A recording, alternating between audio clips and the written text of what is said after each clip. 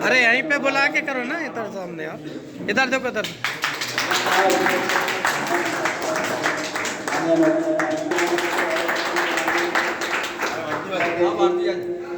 आप बोल दो, सर को नहीं आया नाम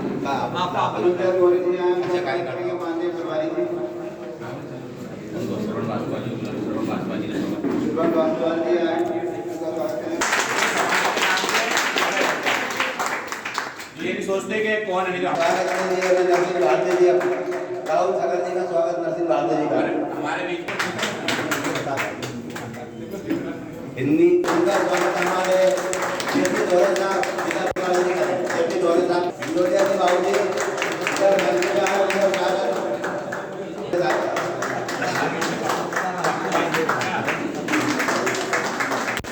नवीन भव्य जी मंच पर आए, माननीय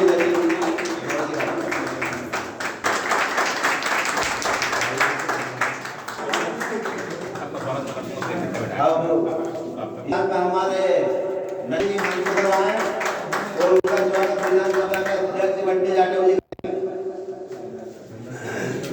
उनका स्वागत हमारे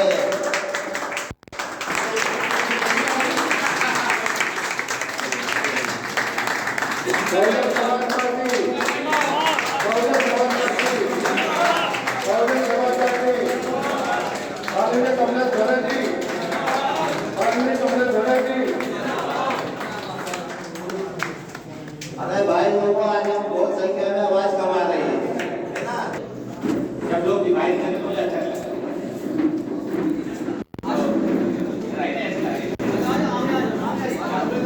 4-5 वर्षों से सीहोर विधानसभा में काम कर रहे हैं, तो मैं अपनी बात प्रारंभ करने से पहले सभी संतों को नमन करता हूँ। और आज की इस बैठक में उपस्थित जिले के मुख्य प्रभारी माननीय जेपी दौरे साहब, जिले के दूसरे प्रभारी माननीय अमरलाल मालवी जी, जिला अध्यक्ष माननीय संजीव बौद्ध जी, मंच पे हमारे मित्र मतलूब भाई, इलियास भाई, पाटीदार जी और आप सभी साथियों को मेरा स्वागत है। साथियों, 4-5 वर्षों में आप लोगों की कड़ी मेहनत से सीहोर विधानसभा मध्य प्रदेश की नंबर 1 विधानसभा बन गई बहुजन समाज पार्टी की। ये बात आपको पता होना चाहिए। ये बात पता है क्या आपको? पता है। लोग सिर्फ भिंड मुरैना की चर्चा करते थे, रीवा सतना चंबल की बात करते थे, पर आज सीहोर की बात पूरे मध्य प्रदेश में हो रही है। इस बात की आपको खुशी और गर्व होना चाहिए।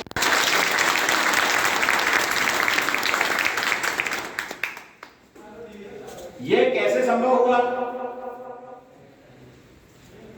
ये मेरी अकेले की जेपी साहब या अमरलाल मालवी जी या आप हमारी किसी एक की ताकत नहीं थी कि इतना बड़ा काम कर पाते, पर आज आप सबकी मेहनत से बहुजन समाज पार्टी सीहोर विधानसभा की प्रत्येक 265 पोलिंग पर अपने कार्यकर्ता रखने वाली पार्टी बन गई। ऐसे लोग कहते हैं कि कांग्रेस और भाजपा के पास भी 265 पोलिंग पे कार्यकर्ता नहीं होते हैं, पर 265 पोलिंग पे हमारे पास आज की स्थिति में कार्यकर्ता है, ये बड़ी बात है। तो ऐसी स्थिति में आप सबसे चर्चा करना जायज थी। एक ऐसा मौका बनता था कि हमारे जो साथी हैं, जवाबदार साथी हैं सेक्टर पोलिंग में जो हमारे साथी काम कर रहे हैं, उनसे हमें बात करना जरूरी है कि अब आगे की क्या रणनीति हो, आगे हम कैसे काम करें, इस पर हमें चर्चा जरूरी है। हमारे बीच में कुछ साथी हमारे शर्मा जी भी हमारे बीच में आ गए हैं, विश्वकर्मा जी भी हमारे बीच में आए हैं, अच्छा स्वामी जी भी हमारे बीच में आए हैं। तो ये खुशी की बात है कि कंप्लीट बहुजन समाज जो हमारी बहन जी का नारा है सर्व समाज का, आज हमारे बीच में सबसे खुशी की बात है कि प्रजापति समाज, गौर समाज, सेन समाज, पाटीदार समाज, स्वामी समाज और पंडित जी भी हमारे बीच में है। यानी कि आज सर्व समाज का जो नारा था सीहोर जिले में पूरी तरह से चरितार्थ हुआ है। ये आप सबकी मेहनत का कमाल है। हमारे बीच में अल्पसंख्यक भाई भी है, सभी है। मतलब आज एक पहली बार ऐसा मौका आया है कि आज हम सब बैठे हैं, सब हमें तो पता था सब हमारे साथ हैं, पर आज हमने एक मंच पे बैठकर इस बात को हमने वो किया है कि एहसास किया, महसूस किया कि आज हम सब साथ हैं। तो साथियों, आज की जो महत्वपूर्ण बात है कि हम 265 पोलिंग तक पहुंच चुके हैं। 265 पोलिंग पे हमारे कार्यकर्ता हैं, हमारे साथी हैं, जाबाज सिपाही हैं। और सबसे बड़ी बात है कि पिछले 4-5 वर्षों की जो मेहनत है, उस मेहनत में जितने भी कार्यकर्ता साथी है, सबने अपनी जेब से पैसा लगा के इस मिशन को खड़ा किया है। ये सबसे बड़ी बात है इस बात की। कभी हमने किसी कार्यकर्ता को पेट्रोल का पैसा नहीं दिया, कभी किसी साथी को हमने खाना नहीं खिलाया, और कभी हमने किसी साथी को 1 रुपया नहीं दिया कि ये आप अलग से रखो। ऐसी स्थिति के बाद इतनी ईमानदारी से काम करने वाले कार्यकर्ता ना तो भारतीय जनता पार्टी के पास है, ना कांग्रेस पार्टी के पास है, ना किसी अन्य पार्टी के पास है। इस बात की मुझे खुशी और फख्र और गर्व है आप लोगों पर कि ऐसे जवान। अब ये बताइए, 2 महीने बाद चुनाव है। अब जब 2 महीने बाद चुनाव है तो बताइए कि चर्चा चुनाव की होनी चाहिए। और चुनाव की चर्चा क्यों होनी चाहिए? चुनाव जीतने की चर्चा होनी चाहिए, इसके अलावा कोई दूसरी बात नहीं होनी चाहिए। जब 265 पोलिंग पे हमारे साथी हैं, मजबूत जाबाज सिपाही हैं, अपनी पॉकेट से पैसा खर्च करके लड़ने वाले लोग हैं, तो ऐसे व्यक्ति को चुनाव, ऐसी पार्टी को चुनाव कौन हरा सकता है ये बताइए? कोई नहीं। किसी को कोई शक है इस विषय पर? क्या हमारी चुनावी जीत के बारे में किसी को कोई डाउट है क्या? अगर किसी को कोई डाउट है तो अभी बताएं, ताकि हम डाउट को क्लियर करें और जीत की तैयारी करें। किसी को है कोई डाउट? किसी को कोई डाउट नहीं है, क्योंकि सबको पता है कि सबने अपनी पॉकेट से पैसा खर्च करके समाज के बीच में जाके उनके वाजिब मुद्दों पर बात की है, वाजिब चर्चा की है। तो उसका परिणाम है कि कल मैं गोर साहब के गया था मगरदा। गोर साहब खड़े हो जाइए। कल इनके समाज वहां एक कार्यक्रम था, हमें श्रद्धांजलि देने जाना था, जब हम यहाँ पहुंचे तो हमें कम से कम 60-70 लोग वहां मिले। और बात निकल गई, एक सज्जन कहने लगे, साहब आप तो मगरदा के रोड की बात करते हो, बच्चों की पढ़ाई लिखाई की बात तो करते नहीं। तो हमने कहा कि हम तो सबकी बात करना चाहते हैं, पर आप हमारी बात तो सुनिए। और जब मैंने अपनी आधा घंटा पौन घंटा बात रखी तो मेरे बगल में गोर समाज के कद्दावर नेता, उनसे बड़ा कोई गोर समाज का नेता नहीं है, वकील साहब, वो मेरे बाजू में भाजपा के वो हैं, सांसद प्रतिनिधि हैं। आधा घंटा तक सुनते रहो, लास्ट में कहने लगे हाँ गलत तो हो रहा है। जब सारी बातें उन्होंने सुनी, बैठ जाइए गोर साहब, तो सारी बातें जब सुनी तो सबने कहा कि वास्तव में ऐसे व्यक्ति, ऐसे विचारों की जरूरत है। अगर ऐसे विचार आज हमारे समाज में फैल जाते हैं तो इस देश में भाईचारा, शिक्षा, रोजगार और स्वास्थ्य जो वाजिब मुद्दे हैं, जो हर किसी की आवश्यकता है, उसकी तैयारी हो सकती है। तो कल के बाद पूरे शहर में, पूरे मगरदा क्षेत्र में माहौल बदला हुआ है। वहां की जगह लोग ये कहने लगे कि भैया ऐसी बातें आज तक किसी नेता नहीं बताई। हर आदमी ये आता था कि भैया मुसलमान खा जाएगा तो हिंदू को बचाने के लिए बीजेपी को वोट देना है, और दूसरा आता था कि इसको बचाने के लिए उसको वोट देना है। अभी तक हिंदू मुस्लिम में उलझाकर पूरे समाज को पूरा आपस में लड़ाने झगड़ाने का काम किया। कभी किसी ने शिक्षा, स्वास्थ्य और रोजगार की बात नहीं की। जब ऐसी बातें उनके बीच में पहुंची तो कल से वो बहुत ज्यादा प्रसन्न हुए और उन्होंने वादा किया कि हम पूरे गांव की, पूरी मगरदा ग्राम की पूरी बैठक कराएंगे। और बैठक ही नहीं कराएंगे, जहां जहां हमारा समाज रहता है वहां जाकर प्रचार भी कराएंगे। ऐसा होगा। आज सर्व समाज आपके साथ खड़ा है, सर्व समाज का व्यक्ति आपके साथ कंधे से कंधा मिला के खड़ा है, और आज उन्हें हमें सही बात बताने की, वाजिब बात बताने की आवश्यकता है। और उस बात को हम कब बताएंगे? जब उनके बीच में जाएंगे। सबसे ज्यादा लोग आपके विरोधी आते हैं। आज की जो बैठक है सबसे बड़ी चीज है आपकी चुनौती किसकी? जब आपने पूरा किला तैयार कर लिया है तो लोग किला ढहने के लिए भी कुछ न कुछ प्रयास करेंगे। प्रयास क्या होंगे? प्रयास होंगे कि नई पार्टी है चुनाव नहीं जीतेगी। गलत कह रहा हूं क्या? ऐसा प्रचार चलता है? ऐसा प्रचार चलता है कि नई पार्टी है चुनाव नहीं जीतेगी। उनको कोई पसंद नहीं करता, कोई वोट नहीं करेगा।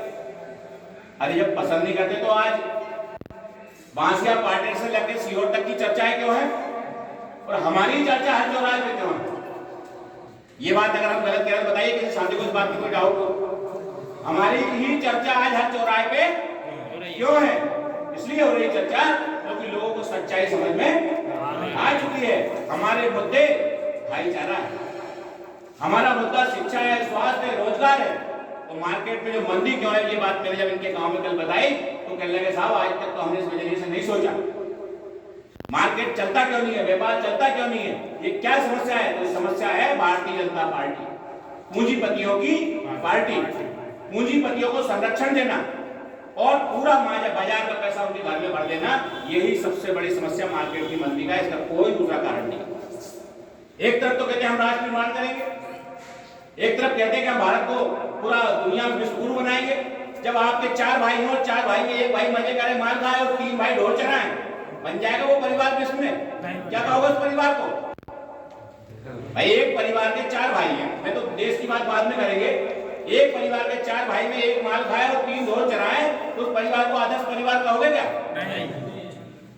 आदर्श परिवार जब होगा जब चारों भाई मलाई खाएं, चारों भाई मजे करें, चारों भाई शान से रहें, तब आदर्श परिवार होगा।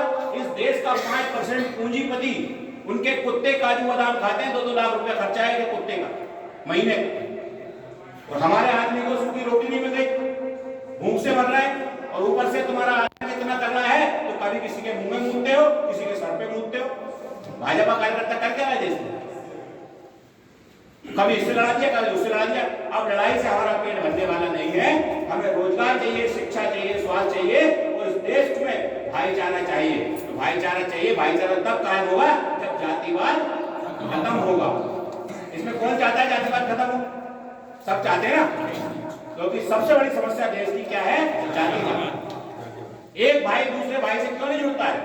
रविदास जी ने कहा, रविदास जी का दोहा याद है कि जात जात में जात है जैसे केलन के पात, और जब तक मनुष्य न जुड़ सके जब तक जात ना जात।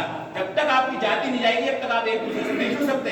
आप यहाँ से निकलोगे तुम कौन समाज, तुम कौन समाज, तुम्हारी क्या जाति है, आप उसी हिसाब से बात करने लगोगे। जब तक इस दुनिया से जाति का जहर खत्म नहीं होगा तब तक हम एक नहीं हो सकते। आज इन महापुरुषों की हमने फोटो लगाई, क्यों लगाई है? ये मानवर कांसीराम साहब, कई लोगों ने नहीं सुना होगा, ये मानवर कांसीराम साहब हैं। कांसीराम साहब ने कहा जाति तोड़ो समाज जोड़ो, इनका नारा था। इनकी फोटो लगनी चाहिए कि नहीं लगनी चाहिए? जिनने कहा जाति तोड़ो समाज जोड़ो, आज हमने समाज जोड़ा है, इसको बोलते हैं समाज। लोग कभी कहते हैं जाटवा समाज, कोई कहता है जाटा समाज, कोई कहता है वंशकार समाज, वो जातियां हैं, वो समाज समाज ये है, इसको बोलते हैं बहुजन समाज, सर्व समाज इसको बोलते हैं। इसके बाद में बाबा साहब अम्बेडकर का तो आपने देखा ही, उनके बारे में क्या बोलूं क्या नहीं बोलूं। इसके बाद में साहू जी महाराज आज भी हमारे लोगों को भी इस बात की गलतफहमी होती है कि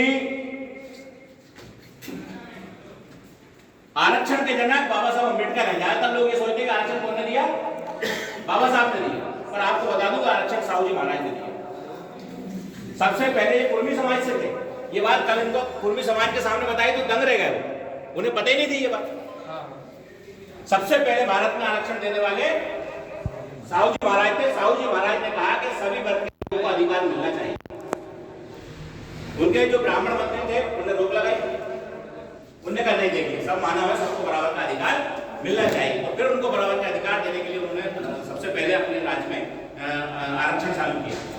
इसके बाद शिक्षा के अवधूत महात्मा ज्योतिबा फुले, ये ज्योतिबा फुले जी पगड़ी वाले बाबा ये काची समाज से आते थे। कौन से समाज से आते थे? काची समाज से आते। हम लोग कहते हैं चमारों पार्टी कहते समाज कहाँ लगे लोग उनके चेक कर भैया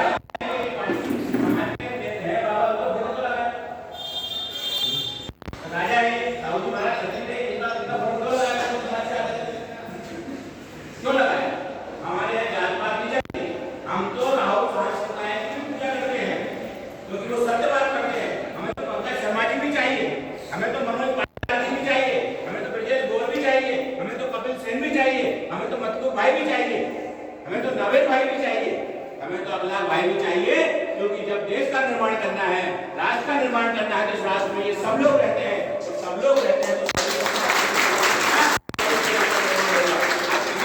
ध्रुवीकरण करके किसी जाति को छोड़ के अगर ऐसा करते हैं तो आप बाबा साहब अम्बेडकर के संविधान का अपमान करते हैं, उसके खिलाफ जाते हैं। आप ऐसी गलत काम नहीं कर सकते इस देश में रहकर। ये भाईचारे की बात है।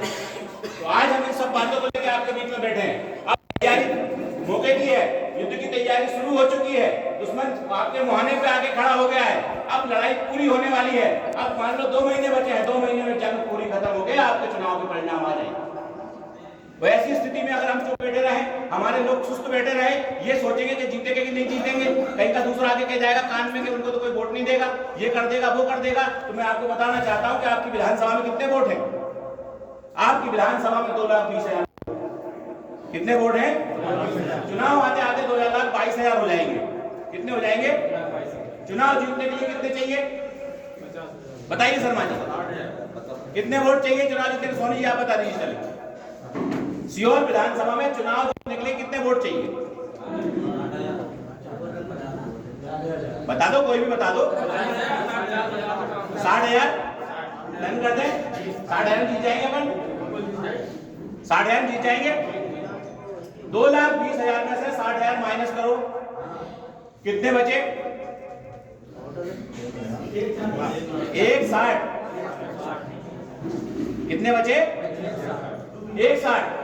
आपको एक बात बता दूं, 10 लोग 7 लोग आपको बुराई करने वाले मिलेंगे आपकी, तो 3 लोग आपका समर्थन करने वाले मिलेंगे, क्योंकि 1,60,000 आपके खिलाफ है। 60,000 में आप चुनाव जीत जाएंगे। 60,000 तो आपके समर्थक हैं विधानसभा में, पर 1,60,000 आपका विरोध करने वाले हैं। कितने हैं विरोध करने वाले? कितने हैं? 1,60,000। उनसे ज्यादा पाला पड़ेगा, तो उनको सुन के वो आपको नेगेटिव बनाने का प्रयास करेंगे। उनकी बातों में मत लगना। आप तो अपने 60,000 को टारगेट रखो, और 60,000 आप वोट पेटी से निकाल लोगे, आप विधायक बन जाओगे। आपको कोई माइक का विधायक बनने चाहिए। अगर 1,60,000 विरोधियों की बात सुनते रहे, क्योंकि 10 में 3 है आपके समर्थक और 7 विरोधी, अब 7 विरोधी आएंगे, कुछ नहीं हो सकता।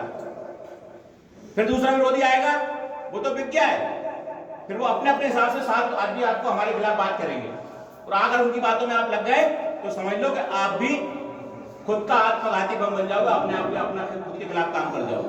तो लोगों की बात नहीं सुनना है।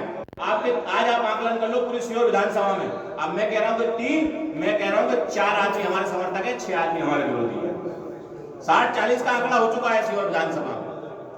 और अंदरूनी जो मामला चल रहा है, लोगों के अंदर जो लहर चल रही है, उस लहर को अब रोक पाना किसी विरोधी की बस की बात नहीं है। बस हमारी फसल तैयार है, उस फसल को बागुड़ करने की आवश्यकता है। तो बागुड़ आपने मजबूत लगा दी।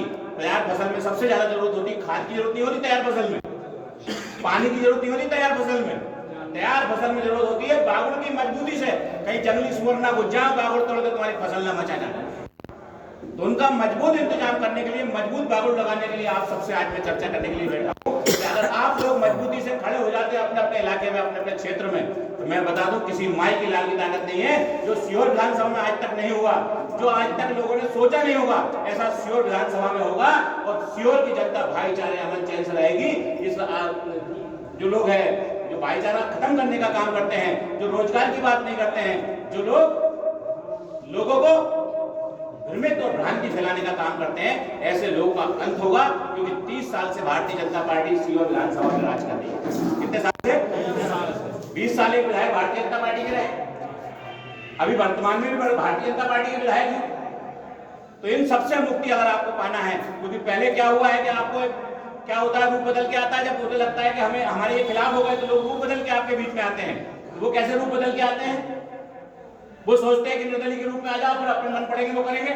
आपने 30 साल 1993 में ये गलती करी थी, निर्दलीय को आपने विधायक बनाया था कि 93 में बनाया था। फिर उसने रूप बदला और कहां घुस गया, और फिर अपनी मर्जी चलाई। जबकि पिछले 30 सालों से 2003 से भारतीय जनता पार्टी की सरकार है। अब तक तो अमन चैन और पूरा भाईचारा पूरे मध्य प्रदेश में हो जाना चाहिए था। सीहोर विधानसभा चमन हो जानी थी। आज भी गड्ढे में गड्ढा है, किधर गाड़ी फूट जाए, कहां पहिया टूट जाए, कहीं पहिया फूट जाए, कोई गारंटी नहीं है। आज स्थिति फिर भी विधानसभा की है। लोग कहते हैं हम आवाज दे रहे हैं, 250 आवास सेंसर पड़े, मात्र 15-20 कुटीर में काम चल रहा है। लोगों ने घर तोड़ दिए, 56 में रह रहे हैं। अभी दूसरी किस्तें और तीसरी किस्तें मिलने की अभी कोई गारंटी नहीं लग रही है। सब लाठी बहना और दुनिया भर के कामों में पैसा लुटा दिया गंगा ने, तो जनता इंतजार कर रही है कब पैसा आए। बरसात में सब बाल बच्चे परेशान हैं। आप गाँव में जाके देखिए, मैं देखता हूँ तो मेरा दिल दुखता है। ये हालात है। तो 30 साल तक दूसरे आए, फिर हमने सोचा कि एक को खत्म करना है, दूसरे को अब बदल लो। बदलने के लिए हम दूसरे आए निर्दलीय बन के, फिर आ गए निर्दलीय बन के, आए कि नहीं आए? अब वो निर्दलीय बनकर जब आपके बीच में आए, आपने फिर वही गलती कर दी और उनको फिर वापस जिता दिया। वो वापस वही जाके बैठ गए जहां आपने पहली गलती की थी। तो इस बार मुझसे जनता ने कहा कि निर्दलीय मत जाने, तो निर्दलीय को बहुत बुरा पछाड़ेगी जनता। निर्दलीय तो होने नहीं, निर्दलीय से सख्त नफरत है सीहोर की जनता, क्योंकि निर्दलीय सबसे बड़ा बेईमान होता है। उसका कोई ईमान नहीं, वो किधर जाए किधर नहीं जाए। आपने उस पर भरोसा कर लिया, वो पता नहीं कहां जाके घुसेगा। हुआ कि नहीं हुआ ये? और बाकी लोगों ने मुझे सलाह दी कि निर्दलीय कम मत, गलती से मत जाना, निर्दलीय आ गए तो जनता आपको बर्दाश्त नहीं करेगी, क्योंकि 2 बार निर्दलीय से धोखा खा चुकी है।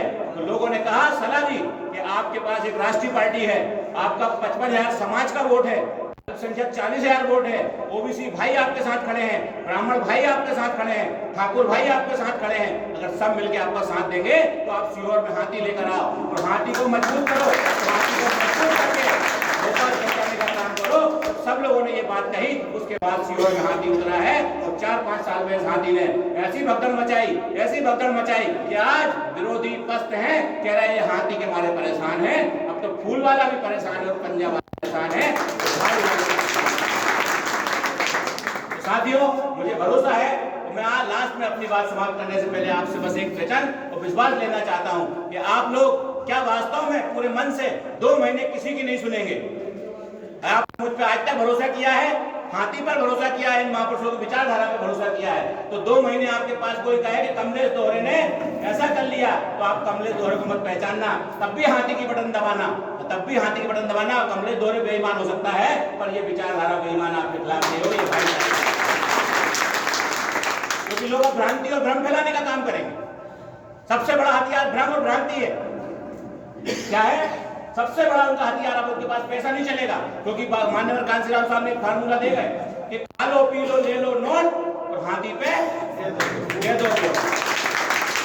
हमने अपने समाज को पूरे को सिखा दिया कि जिनने शराब बेची, जिनने नकदी खोदी, जिनने रेत बेची, जिनने प्लाट काटे, जिनने भूमाफिया बने, जिनने पहाड़ खोद के बेच दिए, वो सब तुम्हारा पैसा है। अगर कोई आगे पैसा बांटे तो बिल्कुल आंख बंद करके ले लेना, वो तुम्हारा ही है। तुम्हारे पिता का पैसा है, तुम्हारे दादाजी का पैसा है, दारू पी के मर गए, उनका ही पैसा है। उस पैसे को छोड़ना मत, आन दो आन दो आन दो, पूरा पैसा ले लेना, पर वोट देते समय हाथ ही पकड़ो।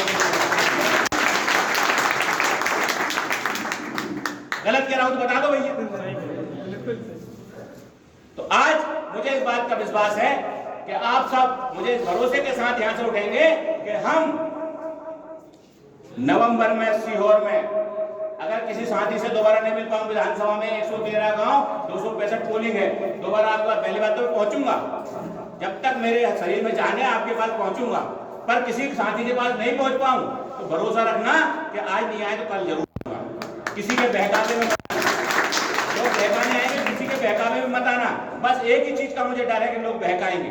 लोग कहते हैं कि कमलेश दोहरे को तो फंडिंग हो रही। क्या हो रही है?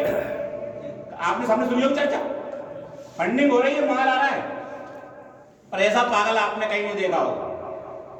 लोग अपनी जमीन बनाने के लिए, अपने बच्चों की नौकरी लगाने के लिए लोगों के तलवे चाट जाते हैं। चाटते कि नहीं चाटते? पर मेरी 17 साल 2 महीने की मैंने नौकरी त्यागी। पहली बार कह रहा हूं कि त्यागी, पर मैंने सिर्फ समाज का काम करने के लिए त्यागी, अपनी मर्जी से त्यागी। पर इसके बाद भी मेरा पागलपन खत्म नहीं होगा। मैं बड़ा पागल हूं। मेरी 3.5 एकड़ जमीन थी टोल टैक्स पे, मैंने वो भी बेच दी, क्योंकि मेरे कार्यकर्ता चुनाव के समय दिन रात भागेंगे तो उनको रोटी खाने के लिए व्यवस्था मुझे करनी पड़ेगी।